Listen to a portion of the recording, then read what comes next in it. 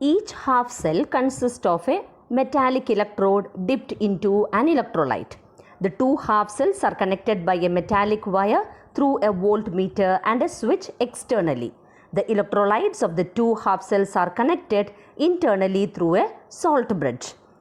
At each electrode-electrolyte interface, there is a tendency of metal ions from the solution to deposit on the metal electrode, trying to make it positively charged. At the same time, metal atoms of the electrode have a tendency to go into solution as ions and leave behind the electrons at the electrode, trying to make it negatively charged. At equilibrium, there is a separation of charges, and depending on the tendencies of the two opposing reactions, the electrode may be positively or negatively charged with respect to the solution. A potential difference develops between the electrode and the electrolyte, which is called electrode potential. When the concentrations of all the species involved in a half cell is unity, then the electrode potential is known as standard electrode potential. According to IUPAC convention, standard reduction potentials are now called standard electrode potentials. In a galvanic cell, the half cell in which oxidation takes place is called anode, and it has a negative potential with respect to the solution. The other half cell in which reduction takes place is called cathode, and it has a positive potential with respect to the solution. Thus, there exists a potential difference between the two electrodes, and as soon as the switch is in the on position, the electrons flow from negative electrode to positive electrode. The direction of current flow is opposite to that of electron flow. The potential difference between the two electrodes of a galvanic cell is called the cell potential and is measured in volts. The cell potential is the difference between the electrode potentials of the cathode and anode. It is called the cell electromotive force, that is EMF of the cell when no current is drawn through the cell.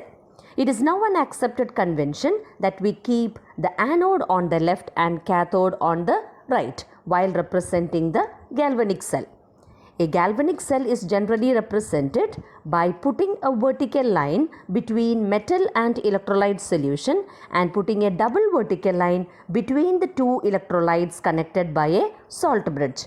Under this convention, the EMF of the cell is positive and is given by the potential of the half cell on the right hand side minus the potential of the half cell on the left hand side. That is, the standard EMF E naught cell can be written as E naught right minus E naught left. The standard EMF is thus calculated using the formula E naught cell is equal to E naught right minus E naught left. On the right side, since cathode is shown and since on the left side anode is shown, the equation can be written as E naught cell is equal to E naught cathode minus E naught anode. Standard electrode potentials can be determined experimentally, and E naught of copper is found to be plus 0.34 volts, whereas E naught zinc is found to be minus 0.76 volt. So in the case of Daniell cell, the standard EMF of the cell can be calculated as E naught copper minus E naught zinc. When we substitute the values, we get the standard EMF of Daniell cell as equal to 1.1 volt. The net cell reaction taking place in Daniell cell can be written as Zn plus Cu2 plus gives Zn2 plus plus Cu. How can we write the cell representation? For that, anode should be shown on the left hand side and cathode should be shown on the right hand side. On the left hand side, between the metal and electrolyte, that is between zinc and Zn2 plus, a vertical line is shown. It is because oxidation, that is Zn giving Zn2 plus 2 electrons, takes place at anode. So metal should be written first and then the electrolyte Zn2 plus. Now consider the right hand side. The vertical line is shown between the electrolyte Cu2 plus and metal copper. It is because reduction takes place at the cathode. and the reduction reaction is Cu2 plus 2 electrons gives copper. So in cell representation, on the left hand side it should be written in such a way that it represents oxidation reaction, and on the right hand side it should be written in such a way that it represents reduction reaction. A double line, that is double vertical line, is shown and it represents salt bridge. Measurement of electrode potential. The potential of individual half cell cannot be measured. We can measure only the difference between the two half cell potentials, and that gives the EMF of the cell. So if we arbitrarily choose the potential of one electrode, then that of other can be determined with respect to this. So usually standard hydrogen electrode is taken as this electrode, and its standard electrode potential is taken as 0, and then the potential of the other electrode is determined with respect to standard hydrogen electrode.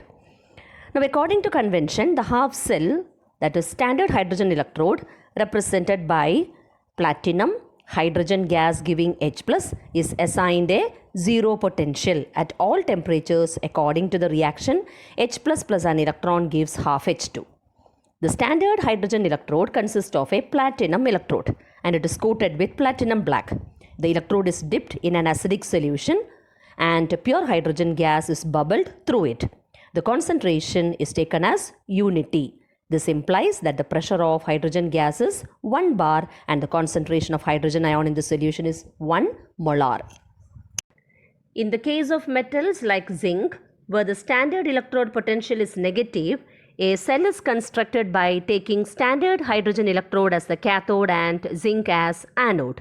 Here zinc rod is dipped in a solution of zinc sulfate of 1 molar concentration. The standard EMF of the cell, that is E0, is measured. We know that E0 cell is equal to E0 hydrogen minus E0 zinc. Thus knowing E0 cell and E0 of hydrogen equal to 0, the standard electrode potential of zinc can be determined. In the case of metals like copper, where the standard electrode potential is positive, a cell is constructed by taking copper electrode as cathode and standard hydrogen electrode as anode. Here copper rod is kept immersed in copper sulfate solution of 1 molar concentration.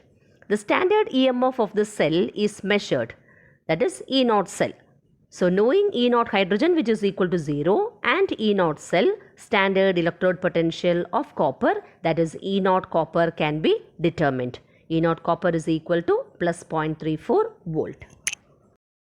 Thus, the standard reduction potentials for many electrodes are measured and tabulated. How can we know the best oxidizing agent and the best reducing agent from their standard reduction potential values? It is from the sign of the reduction potential. The strongest oxidizers have the most positive reduction potentials, while the strongest reducers have the most negative reduction potentials.